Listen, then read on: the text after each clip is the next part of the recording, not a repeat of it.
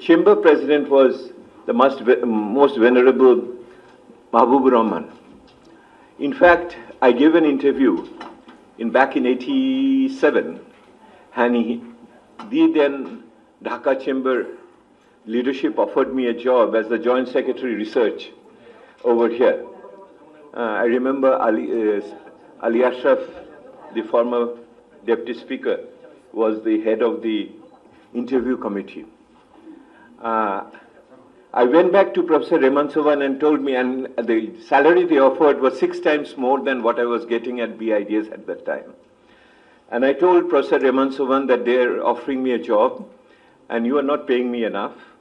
And I also think it is an exciting opportunity to do research for the private sector.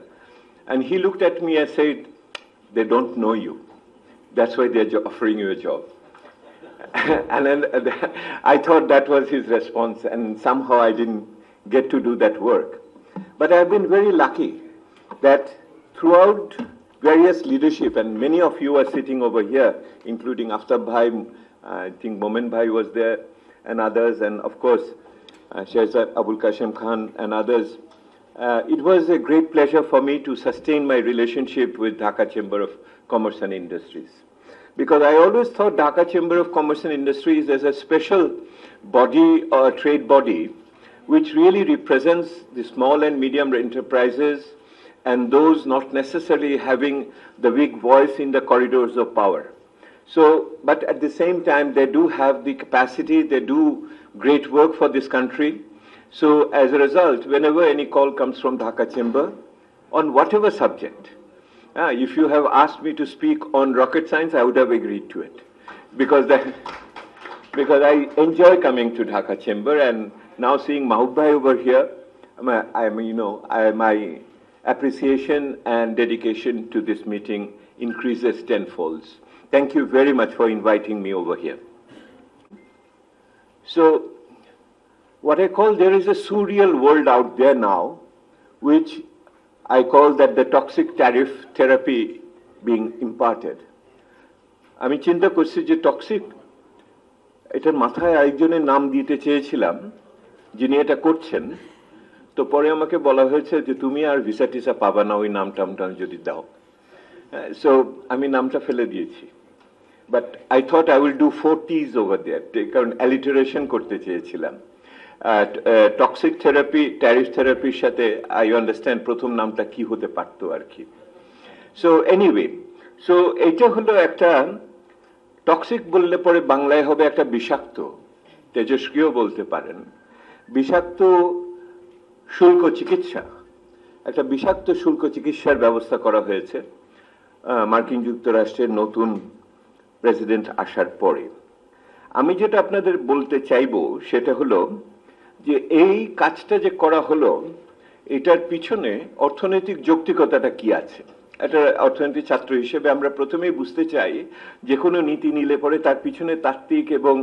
যৌক্তিক ব্যবস্থাটা কি আছে কারণ এটা বুঝলে আমাদের নিজেদের জন্য আমাদের নিজস্ব যে নীতি বিশেষ করে বাজেট আসছে আপনারা আলোচনা করবেন তখন এটাকে কার্যকর করার ক্ষেত্রে আপনাদের মনের ভিতরে এটা আসবে এবং সরকার কি ধরনের সংস্কার চিন্তা করে এই বিষয় নিয়ে এটা আলোচনা হতে পারে শুল্ক নিয়ে আর হলো যে ওনারা যেই শুল্কটা আরোপ করেছেন এটা কি হিসাবে আরোপ করলেন এবং সেটা কি সঠিক হলো কিনা এটা কি আসলে অর্থনীতির মূল যে সমস্ত তত্ত্ব আছে তার সাথে কি সামঞ্জস্যপূর্ণ হলো কিনা এবং ওটা যদি হয় তাহলে একরকম যদি না হয় তাহলে যে সমস্ত পদক্ষেপ আমরা নেব সেগুলো আরেক রকম হবে এবং বাজার সেটাকে কিভাবে নেবে তো প্রথম বিষয়গুলো যেটা আছে যে এটা কি ঘটনা এবং এটার তাৎপর্য কি এবং এটার ভিতরের যৌক্তিকতাগুলো কি আছে এটা আমার একটা বিষয় দ্বিতীয় বিষয়টা হলো যে এইটা ঘোষিত হওয়ার পরে পৃথিবী কিভাবে এটাতে প্রতিক্রিয়া দেখিয়েছে পৃথিবীর বিভিন্ন দেশ বিভিন্নভাবে যৌথভাবে এককভাবে অনেক সময় আঞ্চলিকভাবে কিভাবে এটার প্রতি দিয়েছে এটা হলো দ্বিতীয় বিষয় আর তৃতীয় বিষয় হলো বাংলাদেশ আমরা কি বলেছি এবং এখন কোথায় আছি এবং যেহেতু আমাদের সাথে মাননীয় কমার্স সেক্রেটারি আছেন উনি মোস্ট আপ টু ডেট এটা বলতে পারবেন একটু আগে কথা হচ্ছিল, উনি আপনাদের হয়তো অবহিত করতে পারবেন যে সরকারের পক্ষ থেকে কি হচ্ছে এবং আমরা বৃহত্তর চিত্রটা কিভাবে দেখি। কারণ আমি আপনাদের বলবো, আপনারা লাস্ট লাইনটা আমার দেখেন, সেটা হলো যে ওয়াকিং অন টু লেগস। এবং আমি ওটা যখন বলবো তখন আপনার অনেক প্রশ্নের উত্তর ওইটার ভিতরে থাকবে বলে আমি মনে করি আর কি। আমি আপনাদের এখনই বলছি, যখন কোনো ধরনের দুর্যোগ আসে, দুর্যোগকে সুযোগ হিসেবে দেখতে হবে। আমি মনে করি যে সমস্ত অনেক দিনের জমে থাকা সংস্কারের কথা আমরা বলে থাকি, এইগুলোকে করার এইটি সুযোগ, এটি উচিত সময়। আমি আসব, আমি প্রথমে ছোট করে আপনাকে বলি। যখন দায়িত্ব নিলেন ট্রাম্প সাহেব, তখন উনি যেই কথাটা উনি বলে আসছেন, এটা একটা রাজনীতি, বড় রাজনীতি আছে, রাজনীতিতে ঢুকলাম না, অর্থনৈতিক। সেটা হলো যে মার্কিন যুক্তরাষ্ট্রের যে বাণিজ্য ঘাটতি, ওনাদের দুটো বড় বড় ঘাটতি আছে, একটা হলো বাণিজ্য ঘাটতি আর একটা হলো আর্থিক খাতের ঘাটতি। Both fiscal balance and trade balance, the biggest twin deficit is there in the United States. আপনি জিজ্ঞেস করেন না কেমন করে চলে, তাহলে সেটা আরেকটা আলোচনা। সে এইখানে যেটা করলেন, উনি বললেন যে আমাদের দেশের জিনিসপত্র অন্য দেশে বিক্রি হতে পারে না, তার বড় কারণ হলো যে ওই সমস্ত দেশে শুল্ক আরোপ করে আমাদের দেশের পণ্যকে আটকানো হচ্ছে, আর তারা অনেক সহজে আমাদের দেশে তাদের পণ্য রপ্তানি করতে পারছে, যার ফলে মার্কিন যুক্তরাষ্ট্রের বিনিয়োগ কমে যাচ্ছে, বাণিজ্য ঘাটতি বাড়ছে এবং তাদের কর্মসংস্থান কমে যাচ্ছে। তাহলে আমরা ওনাদের উচিত শিক্ষা দিব, আমরাও তাহলে শুল্ক বাড়িয়ে দিব। এটি হলো যুক্তি আর কি এইটার, এবং বিশেষ করে বিদেশি পণ্যের উপর শুল্ক বাড়িয়ে দিব। যে কোনো ব্যক্তি যদি অর্থনীতির 101 বলি আমরা, প্রথম বর্ষের প্রথম লেকচার শোনেন, তাহলে ট্যারিফের বা শুল্কের যে বিভিন্ন ধরনের অসুবিধা আছে এবং এটার সাথে আসলেই যে বিনিয়োগের সম্পর্ক খুব জটিল, এটা যারা ইনফ্যান্ট ইন্ডাস্ট্রি আর্গুমেন্ট বলেন, আমাদের দেশের শুল্ক সুরক্ষা দিতে চান, আমাদের দেশের বিনিয়োগের, তারাও এটা স্বীকার করবেন যে সেটা হলো যে এটার ফলে অনেক সময় যে আমরা মনে করি যে এটা হয়তো অন্য দেশের পণ্যের দাম বাড়িয়ে দিলাম, আসলে প্রকৃত অর্থে ভোক্তার কস্ট আপনি বা খরচ আপনি বাড়িয়ে দিলেন। কারণ সে তার নিজের দেশে এই পণ্য যদি ব্যবহার করতে চায়, হয় প্রত্যক্ষ বিনিয়োগের অংশ হিসেবে, কাঁচামাল হিসেবে, অথবা তার সেটা ভোগ্যের পণ্য হিসেবে, তাহলে তার দাম বেড়ে যায়, মানে it gets passed on to the consumer. এটা কোনো সময় it doesn't necessarily go to the producer. এটা একটা ফ্যালাসি এখানে আছে, মানে, এবং যেটা দাঁড়াচ্ছে সেটা হলো যে এটার আরো যেগুলি সমস্যা আছে, যে এটার ফলে অনেক সময় বিনিয়োগ বাড়েও না, এটার ফলে আপনার মূল্যস্ফীতি হয়, ইত্যাদি বিষয়াদি এখানে রয়েছে, আপনারা শুনেছেন এর ভিতরে। সেহেতু যেই কাজটি উনি করছেন, এই কাজটিতে যেই লক্ষ্যে করা হচ্ছে সেইটা সফল হবে কিনা সেটার ব্যাপারে আমাদের দৃঢ় সংশয় রয়েছে। অর্থাৎ যেই নীতি দিয়ে উনি এই যেই লক্ষ্যটিকে অর্জন করতে চাচ্ছেন, এটা কার্যকর হবে বলে মনে হয় না। উপরন্তু, এই কারণে আমার লজিকের আমি পরে আসতেছি, সেটা হলো যে উপরন্তু বাজার এটাকে সেইভাবে গ্রহণ করবে না। কারণ বাজারের নৈতিক যে চরিত্র, এটা পরের তথ্য দিয়ে আপনাদের দেখাবো যে 2 মাসের ভিতরে কি হয়েছে বাজারের, তো এইটার একটা দাঁড়াবে। তো উনি যে তারপরে দ্বিতীয় যেটা করলেন, প্রথম কথা হলো যে নীতিতে করলেন, সেই নীতিটা খুব সঠিক না অর্থনৈতিক নীতিমালার ক্ষেত্রে। দ্বিতীয়ত, যেই সূচক উনি ব্যবহার করলেন, সেই সূচকটা হলো বাণিজ্য ঘাটতি। তো যার সাথে যত বাণিজ্য ঘাটতি, তার উপরে তত বেশি শুল্ক দিয়ে দাও, এইটা হলো বিষয়। কারণ পুরো জিনিসটাই ওটার উপরে দাঁড়িয়ে আছে। তো সেইখানে আমরা বলছি যে বাণিজ্য ঘাটতি, আপনি দেখেছেন, আমি সোজাসুজি ইস্যুতে যাচ্ছি, আপনি পণ্যর বাণিজ্য ঘাটতি দেখলেন। আসলে তো পৃথিবীতে এখন সেবা খাতের গ্রোথ অনেক, মানে প্রবৃদ্ধি অনেক বেশি। আমি এখানে দেখিয়েছি, বলেছি, আপনার ওখানে আছে, দেখবেন যে সেবা খাতের বাণিজ্য অনেক দ্রুততার সাথে বাড়ছে এবং মার্কিন যুক্তরাষ্ট্র সেবা খাতের বাণিজ্যে কিন্তু বড় ধরনের উদ্বৃত্তি আছে। কিন্তু আপনি নিলেন পণ্য বাণিজ্যের ক্ষেত্রে, পণ্য বাণিজ্য তে মার্কিন যুক্তরাষ্ট্রের তুলনামূলক উপযোগিতা আমরা যেটাকে বলি কম্পারেটিভ অ্যাডভান্টেজ আস্তে ধীরে চলে যাচ্ছে। সেহেতু আপনি শুধুমাত্র পণ্যটা নিলেন, সেবাতে নিলেন না, সেহেতু পূর্ণাঙ্গ বাণিজ্য কিন্তু আপনি বিবেচনার মধ্যে নিলেন না। এইটা একটা বড় বিষয়। এটা দুঃখের হলো যে আমরা নিজেরা খুব বলার সময় এটা খুব বড় করে সেভাবে বলি না। আমি আসছি।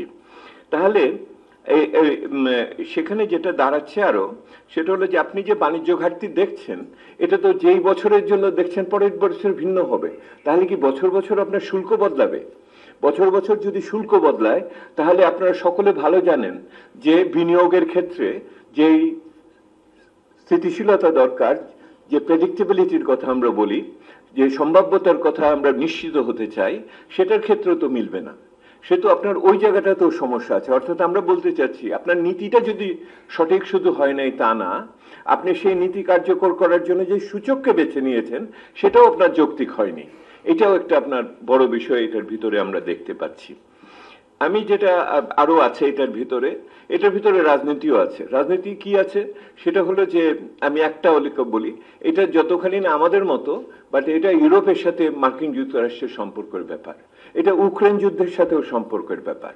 অর্থাৎ মার্কিন প্রশাসন, বর্তমান প্রশাসন মনে করছেন যে তাদের সহযোগীরা যথেষ্ট পরিমাণে শুধু যে তাকে বাজার দিচ্ছে না তা না, শুল্ক বেশি রেখেছে বা অন্যান্য প্রতিবন্ধকতা দিচ্ছে তা না, একই সাথে তারা ইউক্রেনের ক্ষেত্রে যথেষ্ট পরিমাণে বিনিয়োগ করছে না যুদ্ধে, এবং একই রকম ভাবে নেটোর জন্য তারা যথেষ্ট পরিমাণে অর্থ দিচ্ছেন। আপনারা দেখেছেন সাম্প্রতিককালে ইউরোপিয়ান ইউনিয়ন কিভাবে একটা লেবার গভর্নমেন্ট কেমন করে তারা তাদের বৈদেশিক সাহায্য কমিয়ে ওই টাকা প্রতিরক্ষাতে নিয়ে যাচ্ছে। এগুলি আরেকটা ঘটনা এখানে ঘটছে। সেহেতু এটা মানে আমরা যেটা বলি সেটা হলো, একটা হলো যেটা চলছিল সেটা হলো যে জিও স্ট্র্যাটেজিক ফ্র্যাগমেন্টেশন, একটা ট্রেন্ড, জিও স্ট্র্যাটেজিক ফ্র্যাগমেন্টেশন, অর্থাৎ ভূকৌশলগত আপনার এক ধরনের বিভাজন চলছিল, ভূকৌশলগত বিভাজন চলছিল। এইটাকে এখন আমার একটা ডিসরাপটিভ ডেভেলপমেন্টে চলে গেছে। এক ধরনের উন্নয়নের ক্ষেত্রে এক ধরনের বড় ধরনের স্যাবোটাজ বলেন, ভঙ্গুরতা বলেন, এইটার ভিতরে অনিশ্চয়তা সৃষ্টি করেছে উন্নয়নের ক্ষেত্রে। তো রাজনীতি এবং অর্থনীতি কিভাবে আপনার একই সাথে একে অপরের প্রতি আপনার দিচ্ছে। আমি অন্যান্য ডিটেলসে যাচ্ছি না, এগুলি আপনারা দেখে নেওয়ার সুযোগ হবে আপনাদের, কিভাবে ট্রান্সশিপমেন্ট হিসাবের ভিতরে আসে না, কেমন করে ইনএফিশিয়েন্স গুলো, অদক্ষতা এগুলিকে সৃষ্টি করে ইত্যাদি। তো আপনি যদি একটু স্মরণ করেন ঘটনাটা কিভাবে হলো। তো ডোনাল্ড ট্রাম্প সাহেব দায়িত্ব নিলেন 20শে জানুয়ারি, আজ থেকে 5 মাস আগে। আর উনি 1 ফেব্রুয়ারি 10 দিনের ভিতরে এই যে ওনার নির্দেশ সেটাকে সই দিলেন। উনি শুরু করলেন কিন্তু কানাডা মেক্সিকো দিয়ে। আপনারা লক্ষ্য রাখবেন আগামী দিনের যে ওনার মূল জায়গাটা আহত করার, এটা আসলে বাংলাদেশ না, ওনার হলো ওনার Canada, Mexico, China, European Union. আপনারা ওনার প্রাধিকারের জায়গাগুলো পরিষ্কার আপনাদের বিবেচনায় রেখেন। কিন্তু দেখেন, যেহেতু এটা খুব বেশি সেই অর্থে যৌক্তিক একটা পদক্ষেপ না, উনি 2 দিনের মাথায় ওনাকে স্থগিতাদেশ দিতে হয়েছে। দেখেন, এটার কিন্তু ধারাবাহিকতা নেই, এটাও খেয়াল করেন। এই নীতি যখন এটা আমাদের নিজেদের বুঝার ব্যাপার, কোনো নীতি যদি যৌক্তিক না হয় তাহলে তাকে স্থায়িত্ব দেওয়া খুবই কষ্টকর। বাজার এটাকে গ্রহণ করে না, রাজনীতিও এটাকে গ্রহণ করে না। এইটি হলো ওনার লক্ষণ। আপনারা লক্ষ্য রাখেন, উনি শুরু করলেন 25% দিয়ে, তারপর নামিয়ে নিয়ে আসলেন, তারপরে হয়তো সবগুলো পণ্যের উপর দিলেন, তারপরে পণ্য সংখ্যা কমিয়ে নিয়ে এসে আপনি স্টিল, অ্যালুমিনিয়ামের উপর নিয়ে গেলেন। আপনি দেখেন তারপরে এইটার অটোমোবাইল, আপনি গাড়ির উপরে নিয়ে গেলেন। অর্থাৎ আপনি ওভারঅল থেকে স্পেসিফিকে চলে যেতে বাধ্য হলেন। প্রথমত হলো আপনি অত শুল্ক রাখতে পারলেন না, এবং আপনাকে ছটফট করতে হলো। এখনো সেই ছটফটানি চলছে। কারণ হলো, আবার আমি বলি, একটা অযৌক্তিক নীতিকে বাস্তবায়ন করতে গেলে এটা হতে বাধ্য। এবং দ্বিতীয়ত হলো, বাজার আপনাকে এটাকে সায় দিবে না।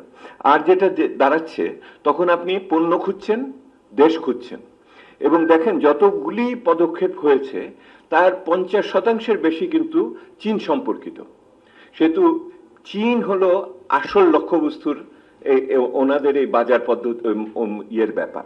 সেহেতু আমরা যখন আমাদের চিন্তা করি, আমাদের একই সাথে চীনের সাথে মার্কিন যুক্তরাষ্ট্রের ব্যবসার এই ওঠানামা বা এর যে গতিময়তা অথবা এর চরিত্র সর্বদা মনে রাখতে হবে, সেটা এইটার দিকে। দ্বিতীয়ত কানাডার সাথে তার হচ্ছে, মেক্সিকোর সাথেও হচ্ছে। এইটার আমি বিস্তারিত, আপনারা সময় যদি রাতে ঘুম না আসেন তাহলে আপনারা এটা পড়ে নিন, হ্যাঁ, খুব দ্রুত ঘুম এসে যাবে এই যদি ক্যালেন্ডারটা আপনারা দেখেন পঞ্জি। সো চীনের ক্ষেত্রে হলো, এবং একইভাবে আমি যেটা বললাম যে ইয়ের সাথেও কানাডার সাথে হলো। আমি এখানে বিস্তারিতভাবে আমি দিয়েছি কত তারিখে কবে কিভাবে ওনারা কানাডার সাথে করেছেন, কিভাবে সবকিছুর উপর দিয়ে পরে এটাকে কমিয়ে নিয়ে এসে স্টিল অ্যালুমিনিয়ামে রেখেছেন। আসলে আমাদের পণ্যগুলো বুঝতে হবে, আমাদের দেশটা বুঝতে হবে, পণ্যটাও বুঝতে হবে, শুধুমাত্র শুল্ক মাত্রা বুঝলে হবে না। এবং তখন যেটা হয়েছে সেটা হলো যে আমরা দেখতে পাচ্ছি যে সকলেই বললেন, আমরাও বললাম যে দ্বিপাক্ষিকভাবে উনি এটাকে নিষ্পত্তি করতে চাচ্ছে, যেটা বহুপাক্ষিক নীতির পূর্ণ বরখেলাপ হচ্ছে। এটাই তো ঠিক। আসলে তো মাল্টিল্যাটারাল সিস্টেমে আপনি এরকম ভাবে পারেন না, আপনাকে ঘোষণা দিতে হয়, আপনাকে বলতে হয় কতদিনের জন্য আপনি করলেন। যারা ডাব্লিউটিও নিয়ে কাজ করেন তারা সকলে জানেন, আমার সুযোগ হয়েছে এইগুলি নিয়ে প্রত্যক্ষভাবে জেনেভায় বসে কাজ করার। তো অনেক দেখা গেল দুটি দেশ মাত্র ডাব্লিউটিওতে গেল, একটা কানাডা আরেকটা হলো চায়না, এবং আরেকটা দেশ গেল ইউরোপিয়ান ইউনিয়ন, কিন্তু ইউরোপিয়ান ইউনিয়নের দাবিকে মার্কিন যুক্তরাষ্ট্র হিসাবে নিল না। বাট মার্কিন যুক্তরাষ্ট্রকে যারা বলেন যে বহুপাক্ষিক ব্যবস্থা মৃত, এটা আর কাজ করবে না ডাব্লিউটিও, এবং আপনারা জানেন যে ডাব্লিউটিও অকার্যকর বা তার দক্ষতা হারানোর একটা বড় কারণ হলো ডাব্লিউটিওর জুয়েল ইন দ্য ক্রাউন যেটা বলা হয়, বলে রাজমুকুটের যে সবচেয়ে বড় হীরাটা কোনটা, সেটা হলো তার ডিসপিউট সেটেলমেন্ট মেকানিজম। সেখানে দ্বন্দ্ব নিরসন করার জায়গা, এবং ডিসপিউট সেটেলমেন্ট মেকানিজম বাংলাদেশ এটা অকার্যকর হয়ে রয়েছে। তার কারণ হলো ওখানে মার্কিন যুক্তরাষ্ট্রের প্রতিনিধিকে ওনারা মনোনয়ন দিচ্ছে না, আজকে বেশ কয়েক বছর হয়ে গেছে। কারণ ওনারা মনে করেন যে ডাব্লিউটিও যে সিদ্ধান্তগুলো দেয় সেগুলো বহুপাক্ষিক, এটা ওনারা বলেন যে ওভার অ্যাক্টিভ জুরিসপ্রুডেন্স করা হচ্ছে, অর্থাৎ বিচারের যেটুকু ক্ষমতা নেই ওনারা বেশি করে ব্যাখ্যা করে আটকে দিচ্ছেন মার্কিন পণ্যকে। যাই হোক, তো ডাব্লিউটিও কাজ করতেছে না খুব, কিন্তু it goes to the credit of the United States, মার্কিন যুক্তরাষ্ট্রের পক্ষে যাবে যে ওনারা চায়নার উত্তর দিয়েছে কনসালটেশনের জন্য করবেন, কনসালটেশনে যাবেন, ওনারা কানাডার জন্য উত্তর দিয়েছেন, আর ওনারা ওই ইয়ের জন্য আপনার ইউরোপিয়ান ইউনিয়নের জন্য বলেছেন ওনার সামগ্রিক সমস্ত বিষয়ে একরা, কিন্তু কিছু কিছু ক্ষেত্রে ওনারা আলোচনার জন্য প্রস্তুত আছেন। আমি আপনাদের কাছে আসি, প্রথম তাহলে একটা হলো বহুপাক্ষিক ব্যবস্থায় কে কিভাবে প্রতিক্রিয়া দিয়েছে। তো বহুপাক্ষিক ব্যবস্থায় যেতে পারেন একটা, কিন্তু শক্তিশালী দেশরা কি করে, তুমি যদি আমাকে মাথায় একটা বাড়ি দাও আমি দুটো বাড়ি দিব, তো রিটালিয়েশন। সো সেকেন্ড অ্যাপ্রোচ হয়েছে, ফার্স্ট অ্যাপ্রোচ মাল্টিল্যাটারালিজম, ডাব্লিউটিওতে যাওয়া। দ্বিতীয় যদি আপনি দেখেন দেশগুলোকে তারা কি করেছে, তারা আপনার যেটা আপনি দিয়েছেন তার জন্য আমি ঠিক একই রকম ভাবে পারস্পরিক শুল্ক, তো আপনি বলেছেন আমিও আরেকটা পারস্পরিক শুল্ক দিয়ে দিব। তো সেই শুল্ক কারা দিয়েছে দেখেন, সবচেয়ে বেশি দিয়েছে হলো চীন, কারণ চীনের সে ক্ষমতা আছে, কারণ চীনের বাজার সবচেয়ে বড়, মার্কিন যুক্তরাষ্ট্রে আমদানিও তাদের বড়।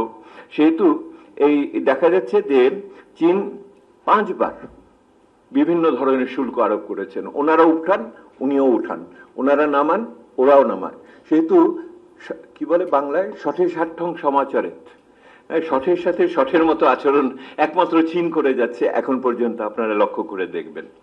আরো অন্যেরাও করেছে, কানাডা কিছু করেছে, কানাডাও একই রকম ভাবে 25% ট্যারিফ বসিয়ে দিয়েছে মার্কিন গাড়ি টাড়ির উপরে, গাড়ির অংশের উপরে।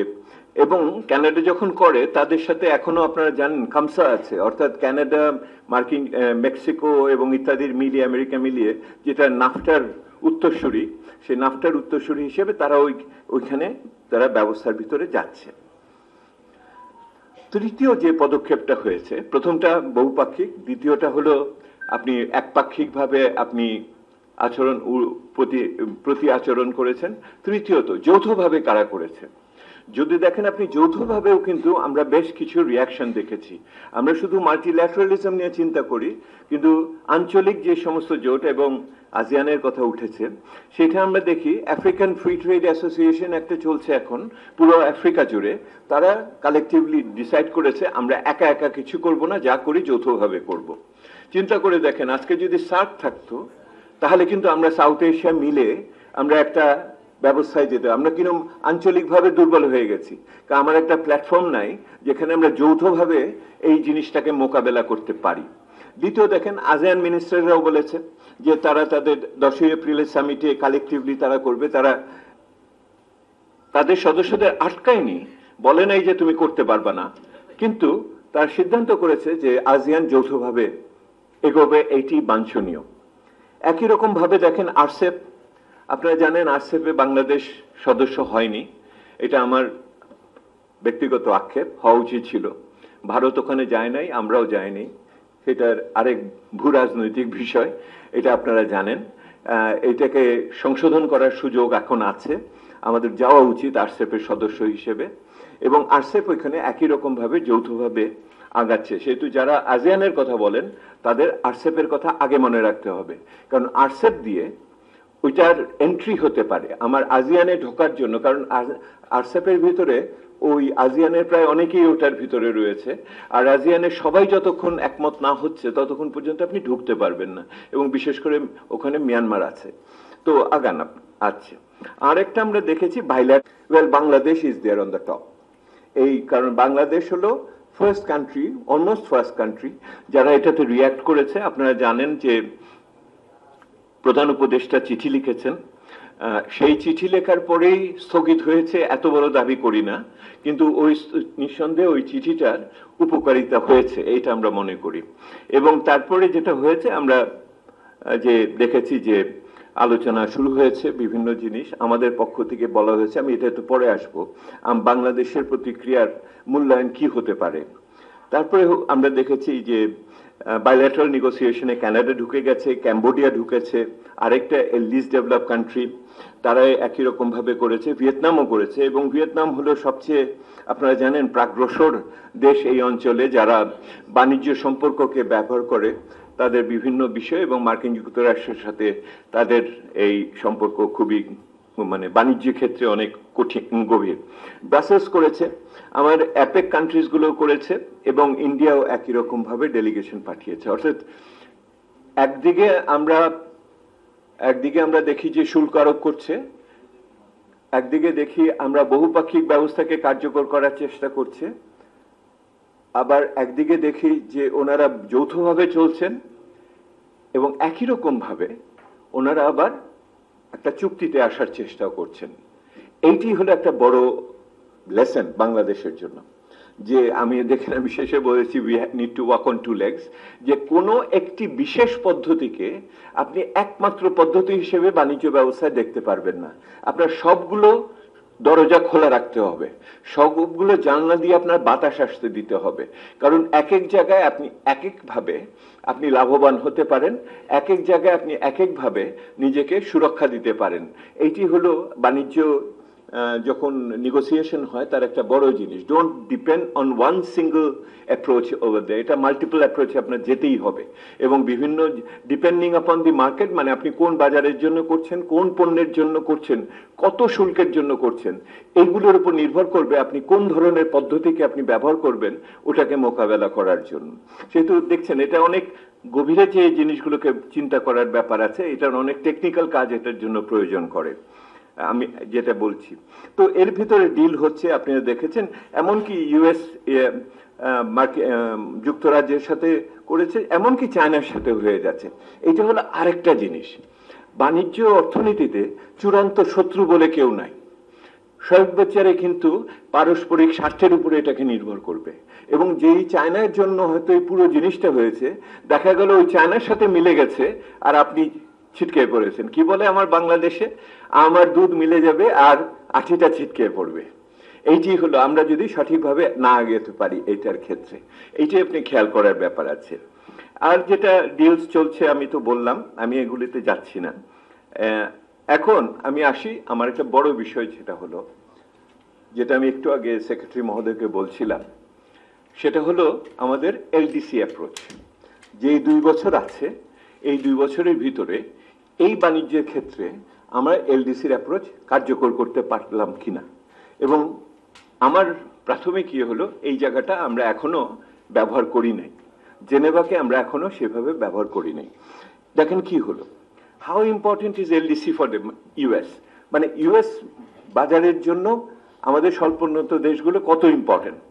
দেখেন আমি হিসাব আপনাদের দিচ্ছি যে এখন যে 44টা দেশ আছে তার ভিতরে 14টা দেশ বিভিন্নভাবে আগামী দিনে গ্র্যাজুয়েট করবে, বাংলাদেশ সহ। আপনাদের মতামত কি জানি না, আমি মনে করি যে গ্র্যাজুয়েশন নিয়ে কোনো বিভ্রান্তি থাকা উচিত না। এটার ব্যাপারে আমাদের একান্ন মন হয়ে কাজ করা উচিত এবং সরকারের পক্ষ থেকে কমিটি হয়েছে, এটা নিয়ে কাজকর্ম চলছে। আমি দুটো পয়েন্ট পরে শেষে বলবো এটা নিয়ে। তো দেখেন, মানে মার্কিন যুক্তরাষ্ট্র এলডিসি থেকে যে এক্সপোর্ট পায় তা 5%, 0.5% না, সামান্য একটা। এবং একই রকম ভাবে যদি দেখেন ইউএস এক্সপোর্টস টু ইয়েতে এলডিসির জন্য কত বড়, 1% না। জাস্ট চিন্তা করে দেখেন, এটা একেবারেই মার্জিনাল। আমি আসছি কান্ট্রি স্পেসিফিক, এই যে আমি বলেছি যে পুরোটা দেখতে হবে, আবার ভিতরে নির্দিষ্ট অংশ আমাদের দেখতে হবে। কিন্তু এলডিসির বাণিজ্যের জন্য কত দেখা যাচ্ছে যে আমাদের প্রায় 10%-এর নিচে কাছাকাছি আমরা মার্কিন বাজারে পাঠাই। আমি পণ্যতে আসব। এবং এটা হলো একটা হলো how important is US for LDCs and how important is LDCs are important for US. সেহেতু আমরা দেখছি যে ইউএস এর জন্য এলডিসি কোনো বিষয়ই না, 0.5%, 1%। কিন্তু আমার জন্য একটু বেশি, আমার জন্য 10%। তো এইটা কিন্তু 10%, কিন্তু 100 না। তো এটাও মনে রাখতে হবে, এটাও শক্তির জায়গা যে 90% আমার অন্য জায়গায় আছে। এই 10%-এর জন্য আমার পাগলপাড়া হওয়ার ব্যাপারটা একটু আস্তে ধীরে বুঝার ব্যাপার আছে। এটার অর্থই না কিছু করব না। এখন যেটা আমরা বলছি দেখেন, কিন্তু এই দেশগুলোর ভিতরে এলডিসির ভিতরে কে কে আপনার উদ্বৃত্তের বাণিজ্য করে মার্কিন যুক্তরাষ্ট্রের সাথে, ওই দেশগুলোকে ওরা ধরবে যে যারা যারা উদ্বৃত্ত আছে মার্কিন বাজারের সাথে। কে আছে? বাংলাদেশ, কিন্তু তার চেয়ে বেশি আছে ক্যাম্বোডিয়া, আর তারপর আছে অ্যাঙ্গোলা। অ্যাঙ্গোলাটা আছে কারণ হলো তারা হলো তেল রপ্তানি করে। আর আছে লাওস। লাওসের একটা বড় রপ্তানি হলো সৌরশক্তি, মানে solar panels and other thing, ওখানে গেছে। ওখানে চাইনিজ ইনভেস্টমেন্ট আছে, ওটার মাধ্যমে। আপনারা জানেন ওই যে বলছিলেন চায়না +1, ওইটা হলো একটা সোলার প্যানেলের জন্য ক্যাম্বোডিয়াকে চায়না ব্যবহার করছে। তো এইটার হলো আপনার ক্যাম্বোডিয়া, বাংলাদেশ, অ্যাঙ্গোলা, লাওস আর মাদাগাস্কার, মাত্র 5টা এলডিসি কান্ট্রি আপনার কিন্তু সারপ্লাসে আছে মার্কিন যুক্তরাষ্ট্রের সাথে, আর সবাই কিন্তু ডেফিসিট। সেহেতু যদি আপনি আগামী দিনে মার্কিন প্রশাসনের কথা চিন্তা করেন, তারা এই 5টা দেশের প্রতি তাদের মনোযোগ বেশি থাকবে অন্য যে কোনো দেশের চেয়ে এলডিসির দেশ হলে পরে। দেখেন এর ভিতরে কিন্তু আফ্রিকা কিন্তু 2টা, আর আমার এই অঞ্চলের এশিয়ার হলো 3টা। এবং আফ্রিকার ওদের হলো, এটা আমি পরে আপনাদের বলতে পারবো, যে আগোয়া যেটা আছে African growth and opportunity act, যেটা শেষ হয়ে যাচ্ছে এবং এটার এক্সটেনশন হবে কিনা, একই রকম ভাবে হবে কিনা, সেটা এখন একটু অনিশ্চিতের ভিতরে রয়েছে। আগোয়ার সাথে আমরা কম্পিট করতাম গার্মেন্টস ইত্যাদিতে, এক্সপোর্টে ডিউটি ফ্রি, কোটা ফ্রি ইস্যুতে। আমাদের ওটাতে ইন্টারেস্ট আছে বুঝার ওদেরকে কি করছে। এবং সেখানে আপনার, আমি শেষ করব, অনেক লম্বা হয়ে গেছে। আর এখানে সেটা হলো যে এইখানে নামিয়ে এখন 10%-এ নিয়ে এসছে, যে ওঠা নামার পরে। তো আমি এটার মধ্যে আর বেশি যাচ্ছি না যে কি কি পণ্যের ভিতরে আছে। মানে লার্জেস্ট এক্সপোর্ট আমাদের দেশে গুলোতে ইউএস কি করে কারণ আমরা তো বলেছি যে আমাদেরগুলো আমরা ইউনিল্যাটারাল লিবারালাইজেশন একপাক্ষিকভাবে ছেড়ে দিব। সেখানে দেখেন এয়ারক্রাফটসের পার্টস হলো একটা বড় জিনিস, মিনারেল ফুয়েল আরেকটা, আয়রন, স্টিল, ভেহিকলস এগুলি আছে। আর আমরা এখান থেকে যেগুলি পাঠাচ্ছি সেটা হলো এক তো অ্যাপারেল, আপনারা তো জানেন, কাপড় চোপড়, knitted apparel, leather articles, electrical machinery equipments কেউ, মিনারেল ফুয়েলস কিছু আছে।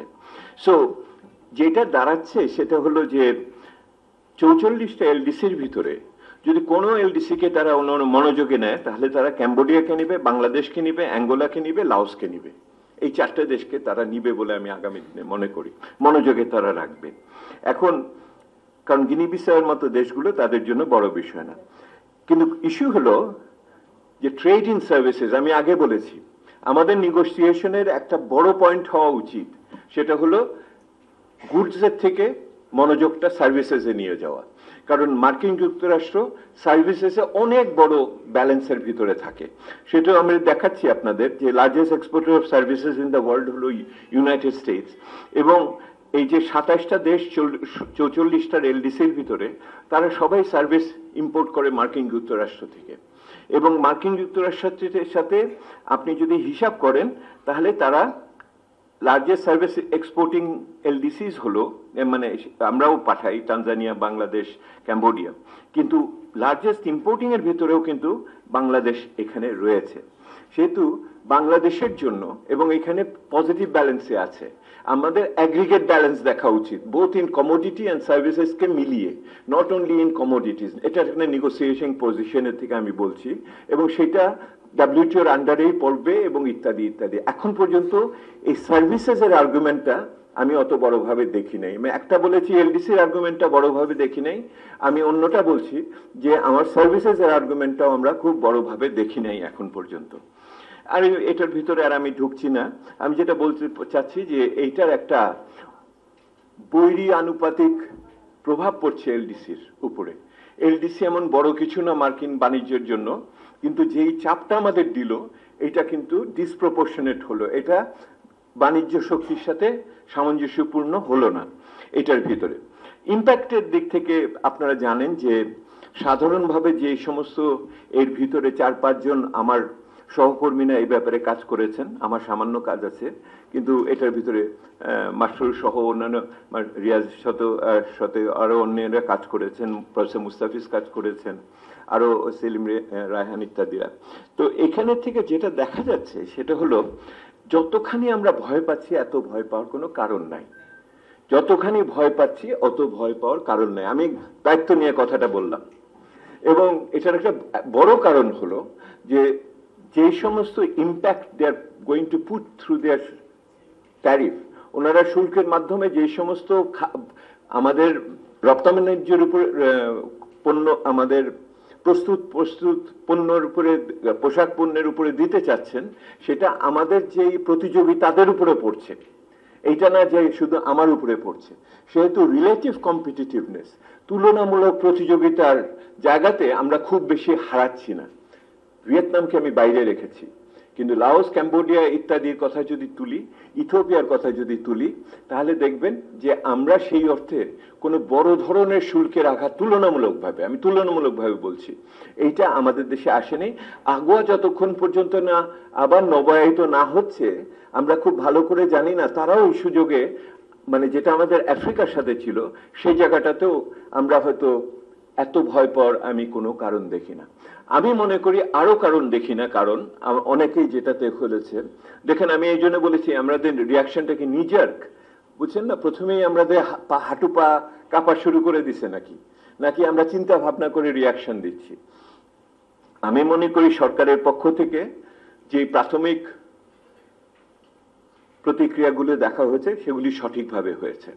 প্রফেসর ইউনুস চিঠি লিখেছেন, ঠিক মতো লিখেছেন, ওয়াশিংটনে আলোচনা হয়েছে, ওয়েব আপনার অনলাইনে আলোচনা হয়েছে, এখন আমরা একটা প্যাকেজ দাঁড় করাতে চাচ্ছি, এগুলি ঠিক আছে, কিন্তু আরো যে কতগুলি পদ্ধতি আছে এগুলিকে আমরা যেন বিবেচনায় রাখি। কিন্তু আমি আপনাদের যেটা বলতে চাচ্ছি যে, এবং সেটার ক্ষেত্রে বাংলাদেশ যে সমস্ত জিনিস মার্কিন যুক্তরাষ্ট্র থেকে আনে, সেটা আয়রন স্টিল বলেন, সয়াবিন বলেন, কটন বলেন ইত্যাদির ক্ষেত্রে আমরা ওই যে প্রথম দিন বলেছি আমরা 100টা পণ্যে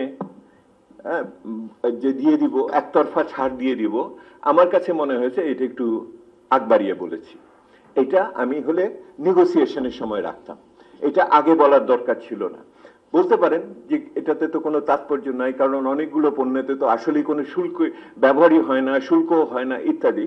কিন্তু আমরা WTO নেগোসিয়েশনে বলি যে হোয়াট আর ইউর গিভ অ্যাওয়েজ, আপনি যেটা ছেড়ে দিবেন বলেন সেটা প্রথমে কোনোদিন বলতে নাই, আপনি আরেকটু পরে বলবেন। এটা দি নেগোসিয়েশন ট্যাকটিক্স।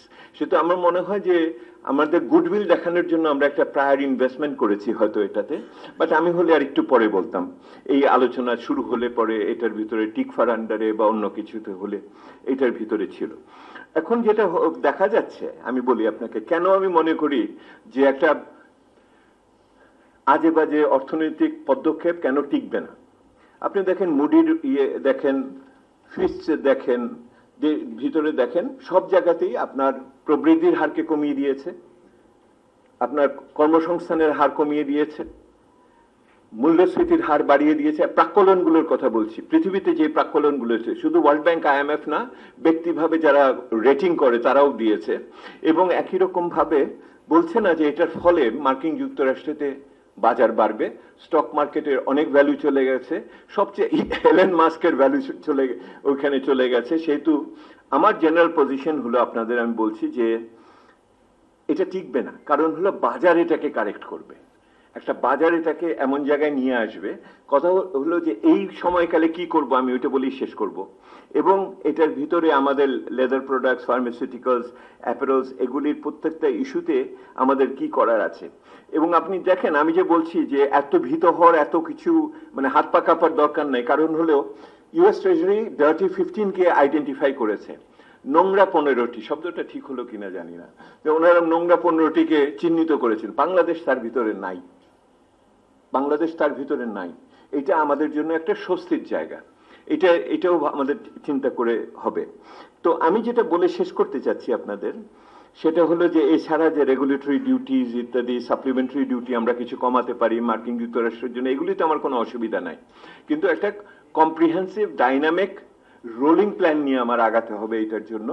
এবং এটার ভিতরে বোথ পলিটিক্যাল, স্ট্র্যাটেজিক, ডিফেন্স, এর সাথে ট্রেড, ডেভেলপমেন্ট, সবগুলো একসাথে বিবেচনায় রাখতে হবে। আমি যে কথাটা বলে শেষ করব আপনাদের, যারা মনে করেন অপরচুনিটিজের কথা তো বলেছি, যে রিলোকেশন হওয়ার সুযোগ আছে, এটা আমরা অনেকবারই বলেছি, কিন্তু এই ট্রাম্প সাহেবের ধাক্কায় হয়তো এটা আরেকটু আগাবে। আমি বলে শেষ করি আপনাদের, সেটা হলো ইমিডিয়েট রিয়াকশন, যেটা যা হওয়ার হয়েছে, এবং এখন যে আলোচনা চলছে সেটাকে আমাদের আর সুন্দরভাবে গ্রথিত করা হবে। আমি আশা করি কাজ এটা নিয়ে হচ্ছে। কিন্তু অন্যান্য যে সমস্ত পদক্ষেপ আছে, LDCর সাথে যুক্তভাবে WTO কে ব্যবহার করে একই রকম ভাবে অন্যান্য দেশের সাথে আলোচনা করার, কারণ আপনারা দেখেন মার্কিন যুক্তরাষ্ট্রকে কাছে টানতে গিয়ে অন্যান্য দেশকে আবার যেন দূরে ঠেলে না দেই, এটার ভিতরে রাজনীতি আছে। আমরা অন্য দেশরা যেন মনে না করে, ইউরোপিয়ান ইউনিয়ন বা চায়না বা অন্য কেউ, যে আমরা এত বেশি মার্কিন প্রীতি দেখাচ্ছি, তাদের বাজার বা তাদের বিনিয়োগ এবং তাদের বাজারে আমাদের পণ্য যায় বেশি, তাদের প্রতি আমরা মনোযোগ দিচ্ছি না। দেখেন প্যাকেজিংটা ইজ সো ইম্পর্টেন্ট, এটার পলিটিক্যাল স্টোরি লাইনটা ইজ সো ইম্পর্টেন্ট। এটা শুধুমাত্র এরকম কিন্তু এই 2 পয়সার এইটা বাড়ালাম ওটা কমালাম এটা না। ওনারা কি বলছেন এখন, মার্কিন যুক্তরাষ্ট্রকে শূন্য শুল্ক দিবা আর আমার সাথে এখানে 35% থাকবে, এটা কি সম্ভব? দেখেন ওনারা কি বলছে এখন কথাটা। সো ইউনিল্যাটারাল লিবারালাইজেশন, বাংলা মানে একতরফা ভাবে শুল্ক ছাড় দেওয়া মার্কিন যুক্তরাষ্ট্রের জন্য, এটা কিন্তু অন্যান্য সমস্যাও আছে। কারণ অন্যান্য দেশগুলো ঠিক একই রকমের আচরণ আমার কাছে প্রত্যাশা করবে এটার ক্ষেত্রে। শেষ করি, যেটা করেছি আমরা, এটা তো আমি বলেছি, stock market, GDP growth, inflation, trade, exchange rate, unemployment, সবই বাজারে এগুলির কোনোই প্রতিক্রিয়া, সবই নেতিবাচক দেখা যাচ্ছে। সেই জন্য এটা ফিরবে। আমি কি বলতে চাচ্ছি, আমি প্রথম বলতে চাচ্ছি যে পদক্ষেপ আমরা নিয়েছি শুরুতে ঠিকই আছে, কিন্তু এই পদক্ষেপগুলোকে আরেকটু সুগ্রথিতভাবে, সুচিন্তিতভাবে এবং বহুমাত্রিকভাবে চিন্তা করে আমাদের আগানোর প্রয়োজন আছে। এটার জন্য আমাদের অনেক বেশি সমন্বয় দরকার, অনেক বেশি সহযোগ দরকার, আরেকটু স্বচ্ছতা দরকার। এবং ব্যক্তি খাতের নেতৃবৃন্দর কাছে আমি বলছি, আপনাদের আরো কার্যকরভাবে এটাতে যুক্ত হওয়া দরকার। এটা যদি ব্যক্তি খাত যদি কার্যকরভাবে যুক্ত না হয়, তাহলে আমাদের যেই প্রশাসন এবং নেতৃত্ব আছেন তাদের পক্ষে সঠিক সিগন্যালগুলো পাওয়া কিন্তু সম্ভব হবে না, এবং পরিবর্তনশীল সিগন্যালগুলোকে কিন্তু পাওয়ার সুযোগ হবে না। সেহেতু কমার্স সেক্রেটারি মহোদয় এখানে আছেন, ওনাকে আমি অনুরোধ করব সরকারের থেকে এইরকম আলোচনার ব্যবস্থা যেন চলমান থাকে। দ্বিতীয় আমি যেটা আপনাদের বলতে চাচ্ছি, এবং এটি আমার মূল কথা, এইটাই এই সমস্যাকে সুযোগ হিসেবে দেখতে হবে। সুযোগটা কি? দেখেন, যেই কথাগুলো বলছেন, একটু আগে খান সাহেব বলছিলেন বৈচিত্র্যায়ন করার এটিই সুযোগ, এবং এইটার ভিতরে বাজেট আসছে, এবং সেখানে আমরা কি একই রকম ভাবে সমধর্মী আচরণ করি কিনা অন্যান্য খাতগুলোর প্রতি, অন্যান্য আমরা রপ্তানির প্রতি, এইটিই তো সময়। আপনি দেখেন, বাংলাদেশ সরকার তো শেষ সিদ্ধান্তটা নিয়েছে শেষ পর্যন্ত, যে আমরা স্বল্পোন্নত দেশের তালিকা থেকে বের হওয়ার সিদ্ধান্তকে আমরা গ্রহণ করছি। যদিও এই সিদ্ধান্ত উনি নেওয়ার মালিক না, সিদ্ধান্ত নেয় নিউ ইয়র্কে কমিটি ফর ডেভেলপমেন্ট পলিসি। আমি সেখানে সদস্যগত 8 বছর যাবত আমরা এই সিদ্ধান্ত নিয়েছি। কারণ আপনি পাশ করে গেছেন ক্লাস 8-এর থেকে, আর আপনি বলেন আমি 8 থেকে 9-এ যাব না, আমি 8-এই থাকবো, এটা তো সম্ভব না। এটা আপনার সিদ্ধান্তের ভিতরে আসে না। আমরা কিন্তু সেই জন্য প্রস্তুতি নিতে হবে। সেহেতু যেই ডাইভার্সিফিকেশনের কথা বলেন, যে উৎপাদনশীলতার কথা বলেন, এবং যেখানে আপনি এই যে পরিবেশগত, শ্রমগত বিভিন্ন আমরা মানদণ্ডের প্রতি একমত হতে পারবো কি পারবো না বলতেছি, এগুলি শুধু মার্কিন যুক্তরাষ্ট্রের জন্য না, এটা আমার জিএসপি প্লাসের জন্য লাগবে, এটা আমার বাংলাদেশকে নতুন অবস্থায় উত্তরণের জন্য লাগবে। একটা নিম্ন মধ্য আয়ের দেশ থেকে উচ্চ মধ্য আয়ের দেশের জন্য লাগবে। ওনারা চায় কি চায় না এটা বড় কথা না, আমার প্রয়োজন। এইটা আমার প্রতিযোগিতা সক্ষমতার জন্য আমার সংস্কারের কাজটা নিজেদের উদ্যোগে করা উচিত, এবং আমাদের এলডিসির গ্র্যাজুয়েশনের যে স্ট্র্যাটেজিটা আছে তার সাথে এই মার্কিন পরিস্থিতির মোকাবেলাকে একত্রিত করে দেখতে হবে, এবং সামগ্রিকতার বিচারে। এবং আমি আরেক ধাপ যে আপনাকে বলছি, সেটা হলো যে যদি নির্বাচন হয় সময় মতো, প্রতিশ্রুত সময়, তাহলে নতুন সরকারকে এসে প্রথম অন্যতম একটা বড় কাজ করতে হবে, নবম পঞ্চবার্ষিক পরিকল্পনা দাঁড় করাতে হবে। এবং নবম পঞ্চবার্ষিক পরিকল্পনার ভিতরে এই রকম একটি কৌশল আমাদের প্রথিত করতে হবে। সেহেতু আমাদের আরেকটু দূরবর্তী পরিস্থিতিতে চিন্তার ভিতরে নেওয়া দরকার। এবং এইটার জন্য বর্তমান সরকার এখন যে সমস্ত বিভিন্ন বিচ্ছিন্নভাবে ক্ষুদ্র ক্ষুদ্র হলেও যে সমস্ত সংস্কারের চেষ্টা করছে, সেই সংস্কারগুলোকে গতিশীল করতে হবে, সঠিক পথে রাখতে হবে।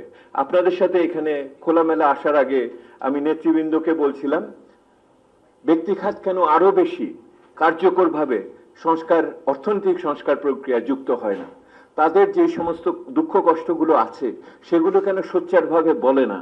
আর 1 মাস পরে বাজেট আসবে, কিন্তু আমি তো এইবার খুব সেইভাবে আপনাদের কথা দাবি দেওয়া পরিষ্কারভাবে শুনলাম না। জাতীয় রাজস্ব বোর্ডের ভিতরে এত বড় ঘটনা ঘটছে, যেটা আমরাও চেয়েছি যে ওটাকে 2 ভাগ করা হোক, যারা নীতি করে তারা যেন ট্যাক্স না নিক, সেখানে আপনারা যুক্ত কেন হবেন না? এখন যে আপনারা যে সমস্ত বিদ্যুতের বিষয় রয়েছে, ব্যাংকিং খাতে বড় বড় ধরনের পরিবর্তন হচ্ছে, সেই সমস্ত জায়গাতে কেন ব্যক্তি খাত আরো সক্রিয়ভাবে যুক্ত হবে না? আমি মনে করি ওই সবগুলোই কিন্তু ওই বৃহত্তর চিত্রের সাথে যুক্ত আছে, ওই যেগুলোই আবার ট্রাম্প সাহেবের কাজের সাথে যুক্ত আছে। একটার সাথে আরেকটার যুক্ততা আমাদের দেখতে হবে, এবং এই দেশের যে নতুন পরিস্থিতি আমরা সৃষ্টি করতে চাই, বহুধাকরণ, উৎপাদনশীলতা এবং প্রাতিষ্ঠানিক শক্তিশালীকরণ, এটিই সুযোগ। আপনারা আরো সক্রিয় হবেন, এটি প্রত্যাশায়। এইটা নিয়ে আজকে এসেছিলাম। ধন্যবাদ। ইতিবাচক চিন্তার এটা কোন জায়গায় আমি বলেছি, নভেম্বর 2026 পর্যন্ত অপেক্ষা করতে হবে। এই পুরো প্রক্রিয়াটা বাই নভেম্বর 2006 একটা নতুন স্ট্যাটাসে যাবে। বলে নভেম্বর 2000 কি midterm election in America for Senate and House of Representatives. ওই Senate and House of Representative election 26শে নভেম্বরে যখন যাবে তার আগে বাজারের বিভিন্ন সিগন্যালকে অবজ্ঞা করতে পারবে না, নহলে উনি হেরে যাবেন ইলেকশনে।